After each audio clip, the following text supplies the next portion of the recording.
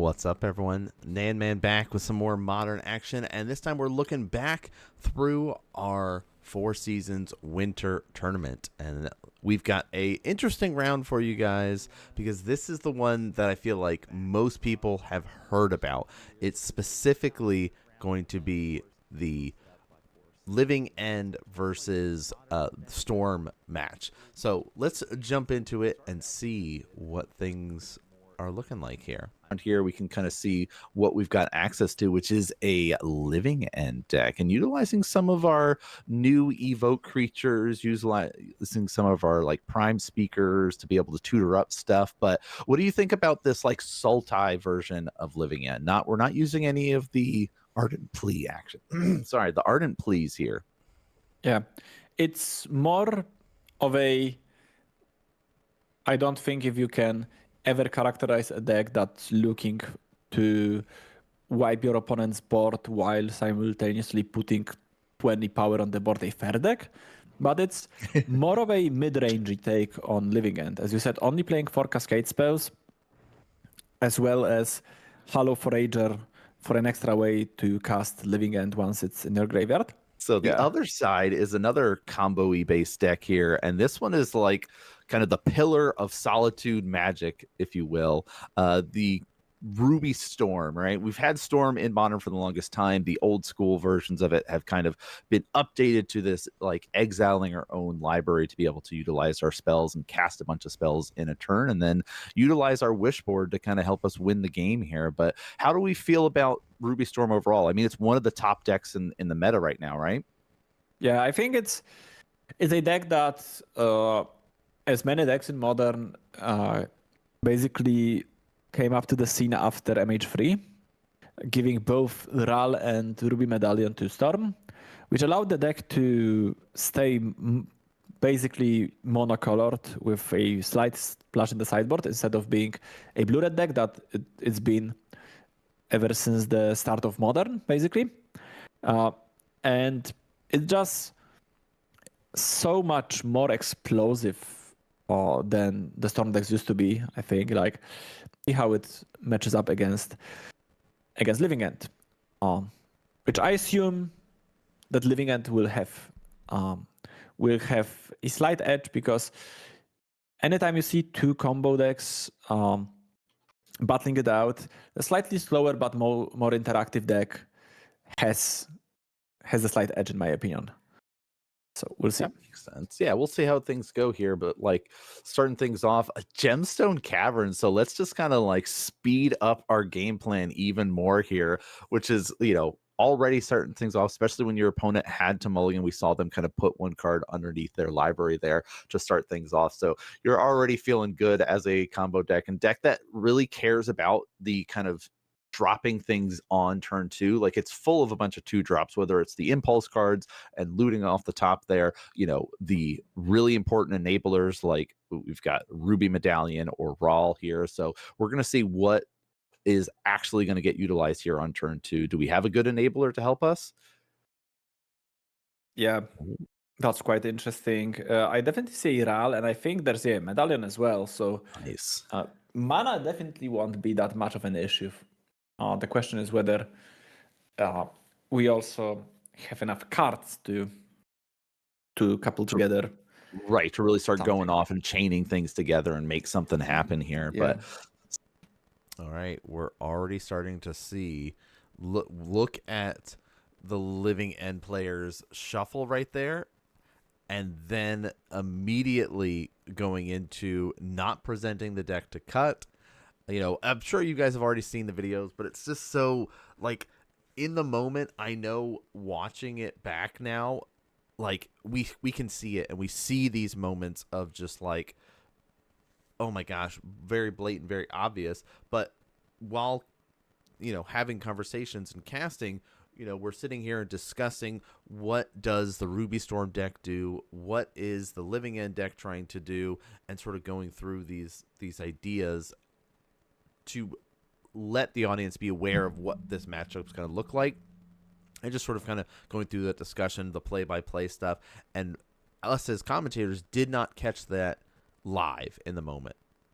So, like, it's very interesting to see how now looking back we can really pay attention and see these moments. So definitely something to kind of note as you are watching this match in particular, and something that we've talked about.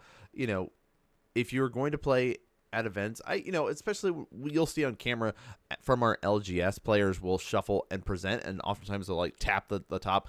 That's fine. I don't care. I'm not, it's not a competitive like RCQ, or in this case a larger event like we saw with the 4 Seasons tournament. Those events you should be cutting your opponent's deck. No fault on our Ruby Storm player, because I remember them posting up and talking after the fact, saying that they had come back to the game after a little time off, and this was their first time on camera on coverage, so they were feeling extra nervous, and so you could see just sort of that like energy level of things, and making some slight things of not cutting or not pushing it. You notice the not presenting of the deck, like the finish shuffling, always happens basically right as our Ruby Storm player is doing something or finishing doing something. That was something they said, is like they were finishing marking down life totals or doing things like that, and then it's like, okay, cool, let's go, and I'll immediately start doing my surveil or things like that. So, but let's get into the actual match a little bit more, and see what is happening here. Which is pretty Yep. scary.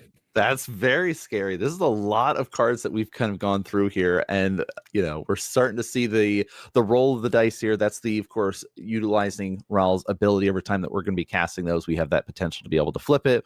And Wish a medallion here. So a lot of cards were used this one turn. Sadly, the die that shows us how much red mana we have in the pool is a bit off screen, but I believe that's 2 red mana left. So Leonardo can either choose to cast. That's a fairly interesting decision. Because there was 4 spells cast for Ral. I guess it's still kind of interesting, because you can choose to go for Wish and effectively waste it in the sense that you won't cast anything you will get with it. But you have the chance to trigger Ral, flip it, put it on 7 counters, plus it for the turn, which puts it at 8 counters, and then you are threatening ultimate next turn. Right. So that is one of those like branching decision moments for our Storm player, and they go, okay, well, this is like, we have this line that we could go for. It's very risky because we might not guarantee we're going to flip off things here, but I could also just take a setup turn here and hope to build into something on the following turns. And so they go for the Ruby there to kind of set up for later. But they're basically hellbent. They've done all the stuff. So now they're kind of going to have to start rebuilding those tools again and start getting hopefully an impulse draw, reckless, something to kind of make something going again. But this kind of opens the door a little bit for Living End to kind of start make something happen here and maybe get into some extra cycling effects, some ways to kind of put some more creatures into the graveyard here. Because right now we're still sitting at 1. Yeah.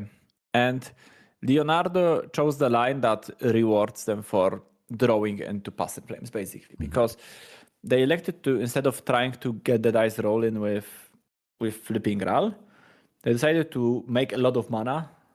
And now if they draw passive flames ever, that's gonna be very, very likely ending up in Leonardo's victory, unless Biagio has some way of interacting with Leonardo's kill, which there is plenty endurances in Biagio's deck, and passing on 3 mana with Living End without really taking many actions before, other than casting Wistfulness on turn 2, I think there is a good deal that there is either Force of Negation or Endurance lurking in Biagio's hand.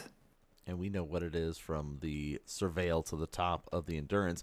But I will make a note real quick and interject, is the way that our Ruby Storm player has set up their board here is really interesting. they've kind of sorted through their graveyard. You see the stuff to the right of the graveyard is like, okay, here are things that we can be able to utilize and important resources to replay off of Past in Flame. The other stuff in the graveyard you could see are like, here's my Ruby Medallion, here's my lands. Not going to be able to interact with this, so it's not really on my radar of things that I need to think about or worry about. So we're not going to even like kind of have that available. But like sort of this layout and this sort of like spreading out of the way that they've positioned things, like they've got their trackers over on the far right. Here's my storm count, here's my mana count, here's my like potential graveyard stuff that I want to be able to use. But the attack, oh yeah, the get got by endurance. Right, 3 open mana, and you're just like, let's go, let's do a check and see, do you have it or not? And yes, the endurance is there. That's going to be able to shuffle away and put all of those goodies on the bottom here. So all of those resources that the Storm deck was basically setting up for and utilizing up till now that they were hoping to use again with Past in Flames is now put away. Yeah, I think the one upside of attacking is that it kind of forced endurance right now, or it incentivized Biagio to endurance right now, which means that there will be less cards to less cards affected with endurance's trigger. And with both Artist Talent and Ruby Medallion, you already have so much mana reduction that the reduction on RAL isn't that big of a deal. Interestingly, Overlord of the Baelmerk milled 2 Living Ends, and there are 3 Living Ends in Biagio's deck. So we only have 1 left. I believe that there is also the one of Hello Forager in Biagio's hand, which means that this Living End can actually be used from the graveyard. Which is great to be able to see. So like that, you know, the Overlords and stuff like that are a perfect addition to the Sultai version of it. Where you all right, I'm going to interrupt again here. Did you guys see that? Like that, again, we can't hear the stuff the players are saying, but that was a really interesting, like, quickly put that tap land, or the shock land, into play, tapped. Then it was like Leonardo, like, kind of caught it and was talking about it. And then there was this sort of back and forth that they had and kind of confirming.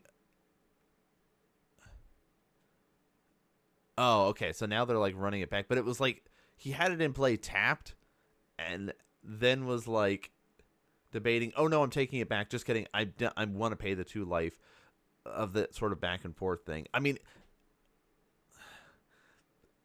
again, we talk about this. You are playing a tournament.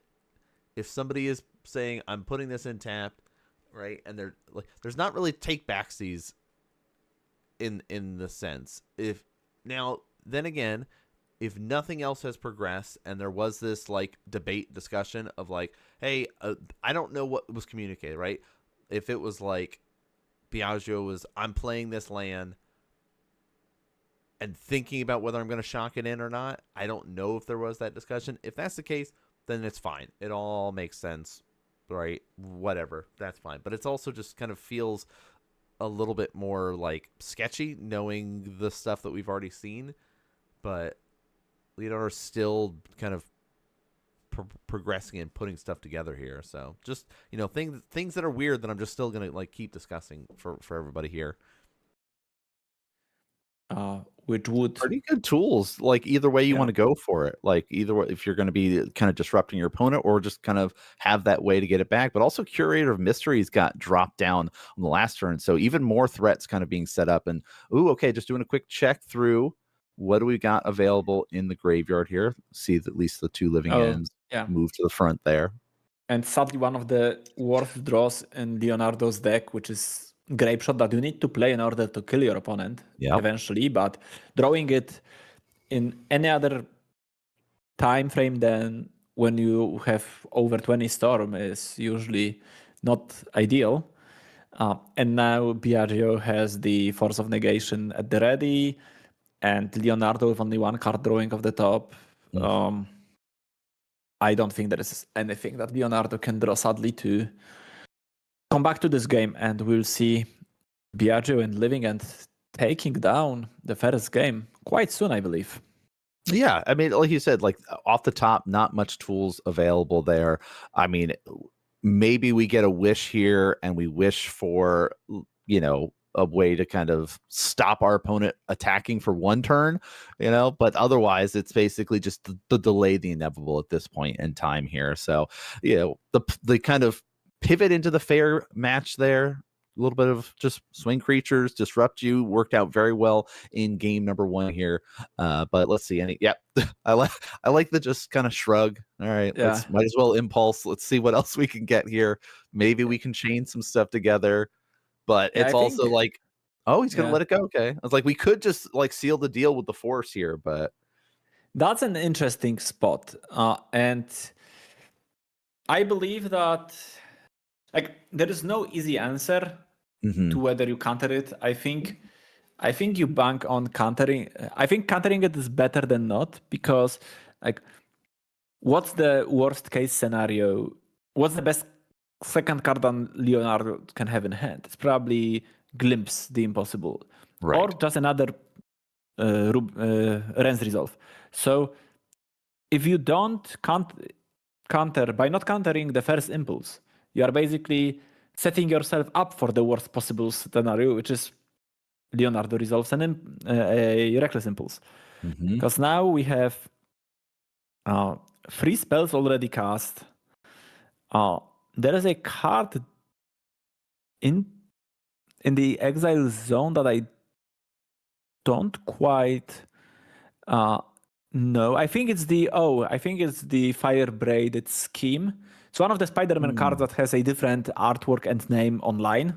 That's why it's hard to tell whether it's this card, but I think test out the new Spider-Man card, which is cool to see. It basically just another impulse type effect now. But yeah, I think that's the interest. Like, that one pivotal moment here. It's like, are we getting stuck with just because of that impulse? We were able to now just chain a bunch of, and there's another impulse. Like, at this point, we're still trying to make stuff work. We still have some red mana floating. You can see us kind of ticking down here, down to 1 with our next impulse, but still 4 mana available to us on our board here with this. So, with the 1 extra from in the pool as well, and now this Grape Shot basically went through being a card that doesn't do anything into a card that at the very least will kill 2 creatures, because there is Storm 6 plus Force of Negation plus the Grape Shot itself.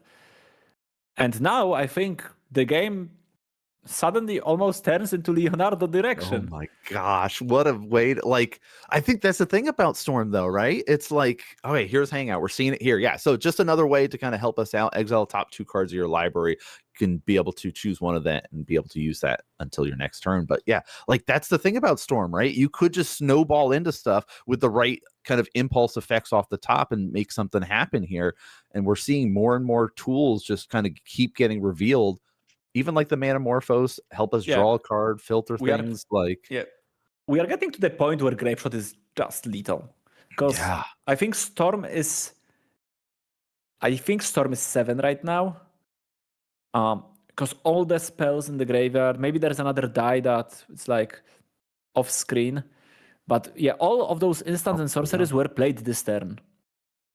I love that Leonardo does keep that separate that way, of helping him to track it and just like makes things easier for him and his opponent. So there's no confusion about where we are in the Storm count, where we are and how things have been progressing so far in this turn. Because all of this is this turn that we're going off right now.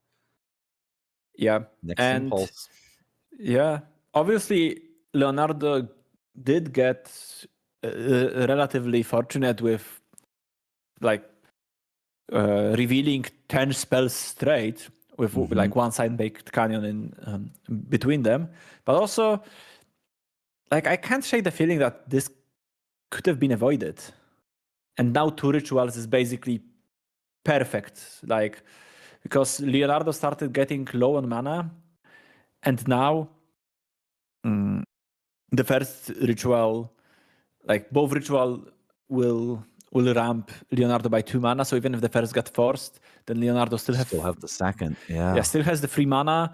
So if we go Ritual, Force of Negation, Ritual, Glimpse the Impossible, Grape Shot, that's 9 already. 1, 2, 3, 4. Leonardo will be one storm of killing Biagio. And because Past in Flames can be played next turn as well, that's just lethal. My gosh, what a way to shift here. We were just talking about how it's like, yep, going into this turn, it's going to be real tough right now. Yeah. Things are looking rough, and then it's just like, or we can just chain the right spells together and getting stuff right off the top the way we need it to.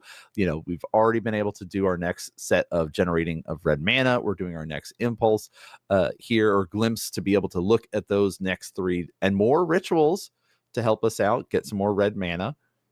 Just all of this is just helping to increase that storm count and get us closer and closer to being able to fire off that grape shot in hand. Straight up lethal. And I think if you end up losing this game as Biagio, it's just, you can't help but to shake this feeling of, I could have done something differently. And of course, you can justify it to yourself that, my opponent got very lucky. And that is the case because Leonardo ran extremely hot. But also, but go back to the drawing board, and you have to both prepare to win the next 2 games if you want to walk away with 3 points. But also, that's one of the times where your mental fortitude is really getting tested when you're playing like a big event, and you may think that you made a mistake in game 1, and going back to the drawing board, sitting there with your thoughts and sideboarding and I messed up, I should have done something differently, or maybe it wouldn't matter, maybe it would have. So yeah, we'll see how Biagio recuperates from this, because now the storm is the storm is 14 after the Force of Negation, which makes the grape shot in Leonardo's hand just lethal. And that grape shot turned from the worst draw in Leonardo deck last turn into the absolute best draw. Crazy how that changed, because now it's just like, okay, let's, yes, you can force that. I'm not worried about it. We'll still sit here and build up, because the card that you're worried about seeing is already in my hand, and I'm going to be revealing it soon to you that this is the end here. So, still just clearing up, making sure the information is available. What do we, it is looking real tough at this point in time. Like you said, Biagio's gotta actually have that collective moment. Don't let this be kind of the hard hitting moment that you're like, well, my opponent just got lucky and they're just luckier than me, and I guess, where it's like, but there's also decision making points that you can look at from that point where you could have tried to maybe have fought over something a little bit earlier. There is that challenge though where you're like, okay, I want to save this interaction for the pivotal moment, and finding out when that pivotal moment is really tough here. So we're interrupting our gameplay to let you know about our new affiliate with Nerd Gear. nerdgear.gg/nanman will take you directly to the website, and as you can see, they've got a bunch of awesome gaming accessories, from playmats, life counters with the life tracks, playmat holders, and more. So make sure you do some browsing on the site, find some goodies, and then use the code NGNanman for 5% off your entire order. But let's get back to our gameplay.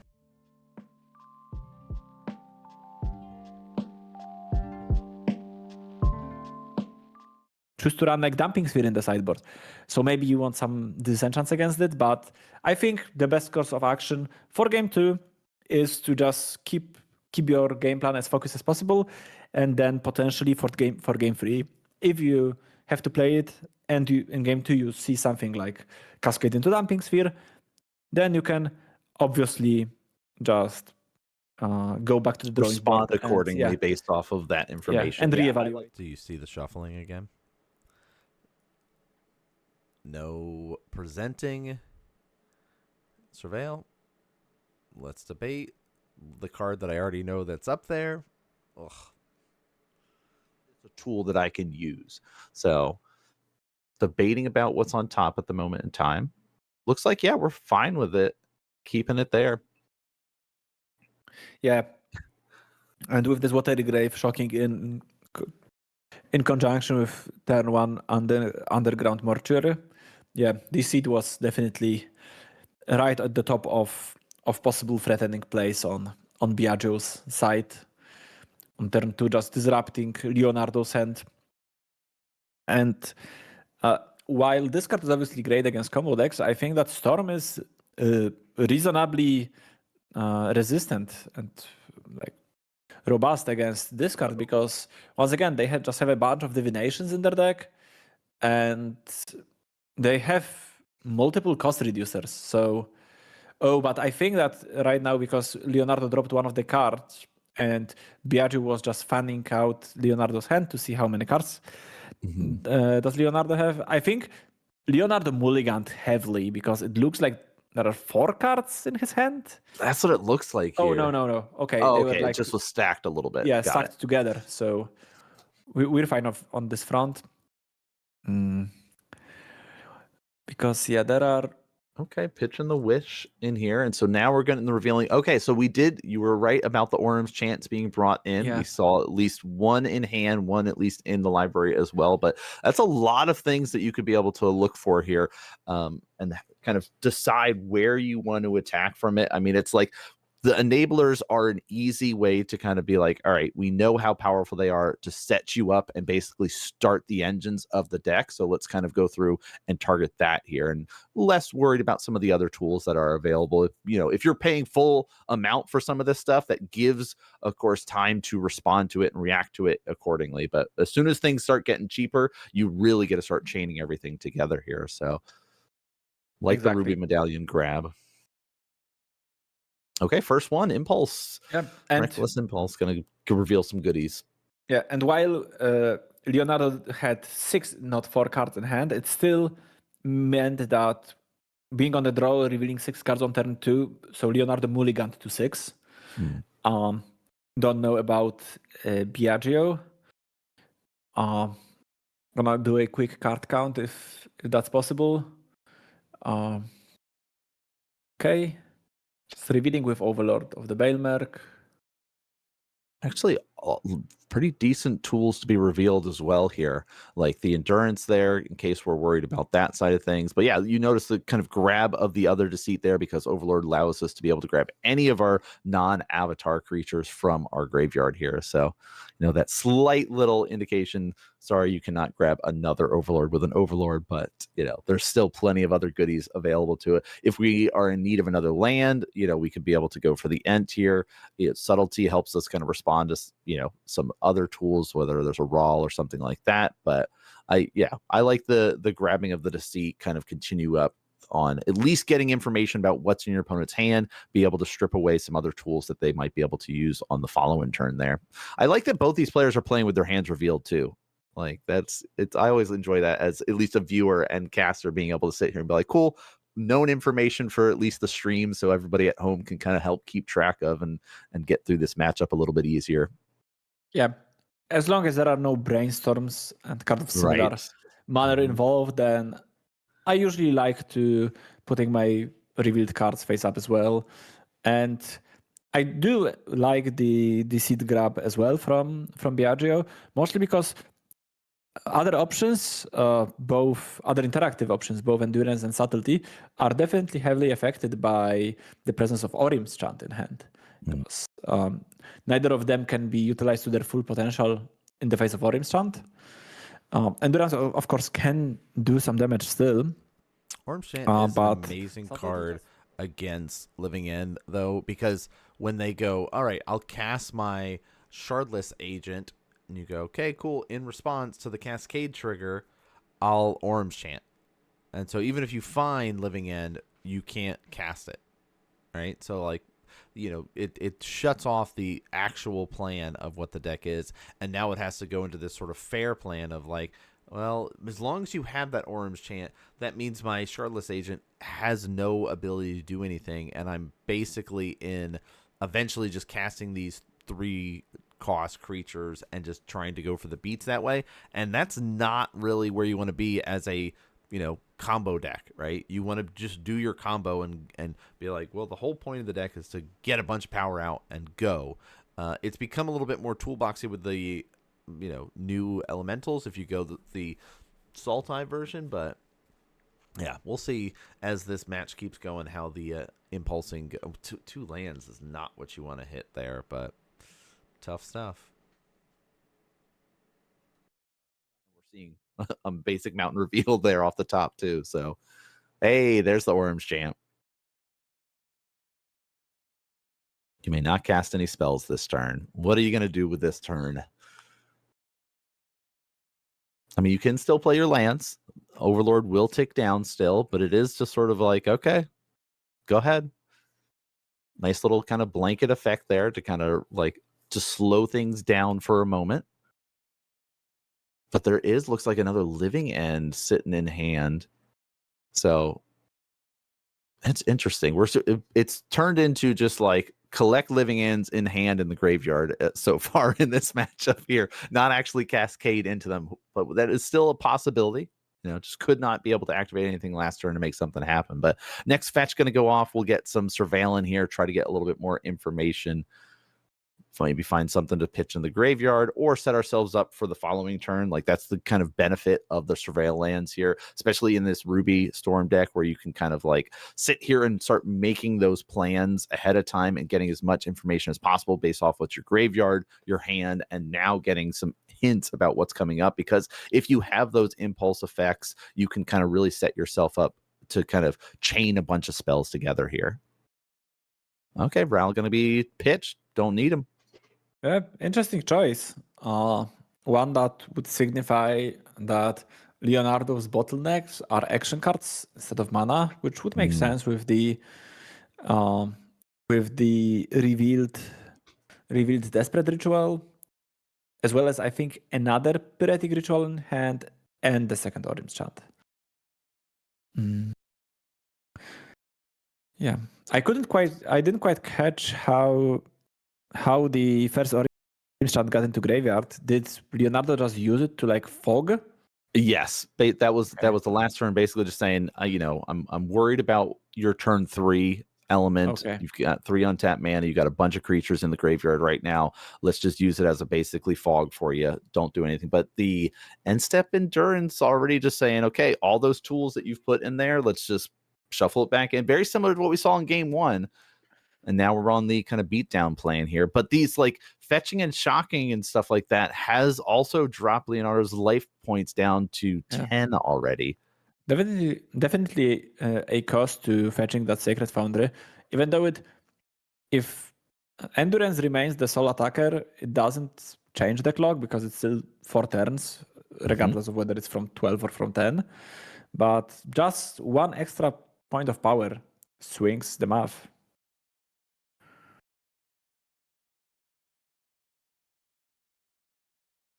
It's like we're in the tank a little bit here. And I think Biagio's hand is Living End, Formidable Speaker, Dismember, and a land. I think Overground Tomb, but I'm not 100% sure. Now I expect Biagio to bring, to get in Subtlety, because that's the interaction you want against potential Ral. And there is Overground Tomb, and once again, I do believe that the last card in Biagio's hand that we don't know is Dismember. And now Biagio has 5 power on the table, which is conveniently a 2-turn clock instead of 3. Things turned around very quickly with that. So now it's on Leonardo to kind of make something happen and try to like set himself up, because it's like you said, 2-turn clocks. So you've got 2 turns to make something happen and set yourself up to be able to kind of get the engines going, snowball into a bunch of spells. I believe we already had a Grape Shot in hand too. So we already have kind of a removal we could be able to also fire off and clear up some of the creatures as like a worst case scenario. But with how game 1 went of being able to just go, oh no, I was able to just kind of chain everything together the way I needed to. We don't really have the cost reducers to kind of help that at the moment, but there is also the Orim's Chant. So worst case scenario, we can just kind of fog again and say you can't attack or cast spells. So and I think that Leonardo's cards in hand are the ritual that was just cast, Grape Shot, Land, Orim's Chant, another ritual, and very importantly, Valakut Awakening, which will give Leonardo a fresh new look. I can see everything but Orim's Chant going to the bottom of the deck. Mm-hmm. Maybe keeping Ritual. Okay. But yeah, definitely Grape Shot and they land drawing 3 now. And then you can use the Orim's Chant to fog the next turn and prevent the seed from coming down. And the pickup from Leonardo was definitely a Ruby Medallion, which right now is impossible to interact with because neither Subtlety or Dismember gets in the way of Ruby Medallion resolving. I think the other 2 cards are Pyretic Ritual and Reckless Impulse or Renner's Resolve. So yeah, we'll see. Yeah, pretty solid way to kind of pick up a good grip there. And so, with the Orim's Chant, of course, made sure to keep that because the fog effect is keeping ourselves alive, stop our opponent from casting spells, and it's getting a lot of tools to kind of start chaining things together from here on out, but still need to be able to get a lot more of those like Ren's Resolve, Reckless Impulse, the chaining things to actually start digging through the library to be able to make something happen. But there it is, not going to kick it here. So looks like we're fine. Okay, there he is. I was like, fine with taking some hits, but no, there it is. We will be kicking it off there, making sure no attacks, no spells cast. So Overlord gets ticked down and nothing else can be happening on that turn. So this is that window for Leonardo to make something happen. All right, Orim's Chant, of course, showing up for everybody here. I mean, it's very much kind of getting flooded in this game, Leonardo is. And, we've talked about it a little bit or like hinted about it in this, but we were trying our best not to really address it and just sort of kind of try to steer the conversation and navigate it toward like, okay, here are potentials. Here's what Leonardo needs to do. Here's the pieces that he's got available to him. Is there a way to kind of make this work? How can we sort of piece it together? We saw him piece together the win and chain stuff together, but not currently having these specific cards like the Reckless Impulse, the Ren's Resolve, and so we're really trying to navigate that conversation to kind of help people that are watching with that in mind here, which is, it's definitely interesting to see how this match is going in game 2. 2002 and not 2026. Right. Okay, first ritual going to go off here. Second storm count. 3 red mana floating in the pool here as we try to set ourselves up to make something happen there. Manamorphose. Okay, I wonder what was picked for the turn for Biagio. I couldn't quite catch it. So I missed it too. He was very quick about putting that down. So yeah, he does a lot of like hand shuffling and has nice shiny cards. So it's sometimes hard to grasp what's in Biagio's hand. Right now, basically, I think Leonardo is combating the fail rate of their own deck, just trying to piece together enough cards. It's like things are working, but like we are by doing this, we're hellbent right now. Yeah. So like now, what you see is what we got. Yeah. This is the prime opportunity for Biagio to use Force of Negation.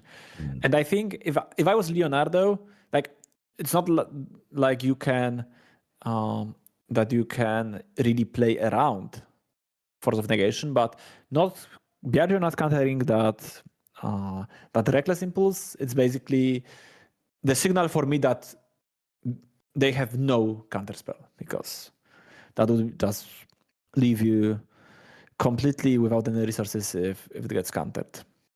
And now we see just Grape Shot dealing 4 damage to Endurance, and I assume 2 damage upstairs.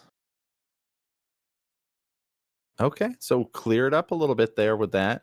And this is also that setup here, so we could be able to, if we get like a Past in Flames, utilize all those tools here. But okay, just the 2 damage across. Overlord is done impending, and now he is out onto the battlefield here. So we are set up for lethal now.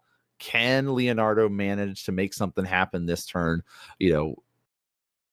what you like. He's got the ritual that he can cast this turn, whatever the mystery card is in hand, but no way to really make something work unless we get into a Past in Flames here. So that's kind of our line, unless there's something else that I'm missing. Yendrik, what do we got that we can be able to utilize to help us here?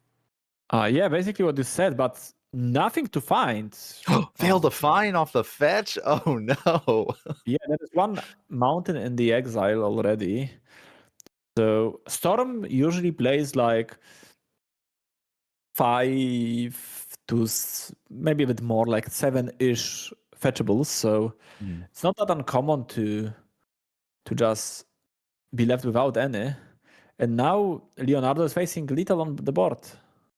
Yeah, able to set up a lot of mana, but nothing else to go with it. All those reckless impulses and Ren's Resolve got utilized early, but not able to chain into anything. So we're back into the sideboard action. So yeah, I mean, I feel like the game plans are still the same for both decks. So why don't you walk me through again what each of them are trying to do in this matchup here as we get into game number 3? Yeah, so Leonardo's game plan is more straightforward. Just trying to execute their own game plan with minimal protection / disruption from Orim's Chant, whereas Biagio is mostly looking to slow Leonardo down enough in order to win with any creatures that are left over, usually endurances, maybe like a formidable speaker. I don't expect many games in this matchup involving Living End being put on the stack. Oh yeah, especially post board, now that we know with the Orim's Chant able to just sort of like blanket that and go, yeah, sure, go ahead, Cascade, it's fine, nothing to worry about here. But so yeah, it's almost like the Living End becomes that sort of like, I'm just gonna become an almost fair deck with kill you through combat damage with this 1 or 2 creatures. Like, it's not this overwhelming presence that we think of with Living End of being like, well, now I have 4 or 5 creatures on the battlefield and I'm gonna get you in like 1 turn swing in at you. But we get a bit of a setup here for both players. We actually got to see the presenting the deck there, and you notice how I'm wondering if the only reason that happened is because there's a judge at the table now, because you notice there's time in the round at this point. So what the dice is indicating like the turns. So that was really interesting. And even then it was like there still had to do a little thing. I don't know. Another land we don't need.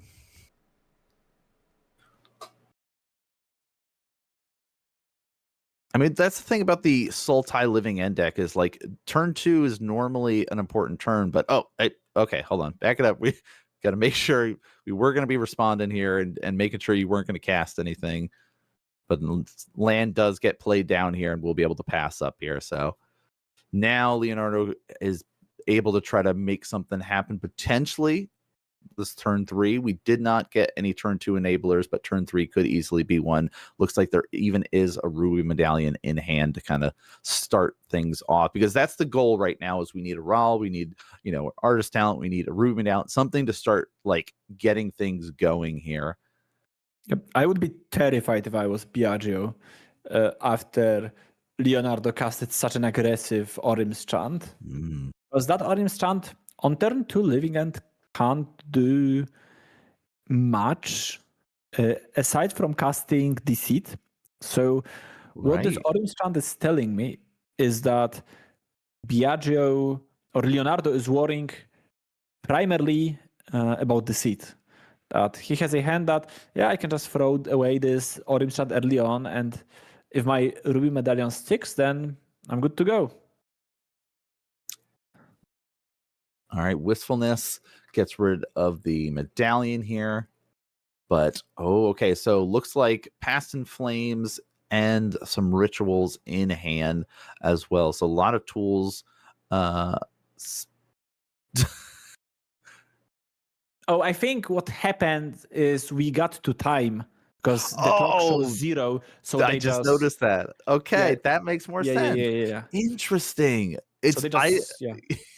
I did not expect either of these decks to be the ones that were going to be going to time in round 2 here. Like when you think about like the speed at which most of these decks play Okay. at, it's not. But we get to see a bit of the side. Look, Yeah, exactly. actually, Yes. quite a lot of tools brought in. What do you think about Okay. Biagio's choices here? Yeah, I think, as I've said, Dismember and Force of Vigor are a bit overboard for my taste, but also I think Biagio could have had way more like redundant card, I think. So that's what I would assume that my average living opponent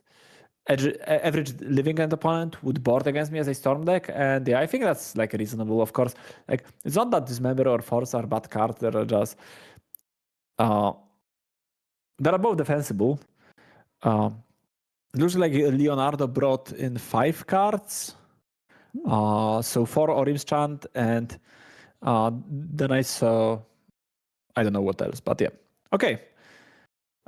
Once again, 2 very back and forth matches we've had. I love it. I mean, I think that's also, speaks to the level of the players. They're knowing their deck, that, the diversity of Modern being able to have these sort of back and forth. And it doesn't really feel so much of like, well, my deck just did the thing and you just had to watch it. Even then, where it's like the Ruby Storm deck that is normally the deck that just like, I'm going to do my thing and you're going to watch. It still felt like an interactive matchup there for both the players to kind of try to fight over things a little bit more here. So, went to time for them. Both of them going to be sitting there now at that 101 record. And that's the end for our Ruby Storm versus Living End match there. I really wanted to showcase this one on the channel because the Ruby Storm player navigated and played so well despite all of the, issues that rose up after the fact of the match.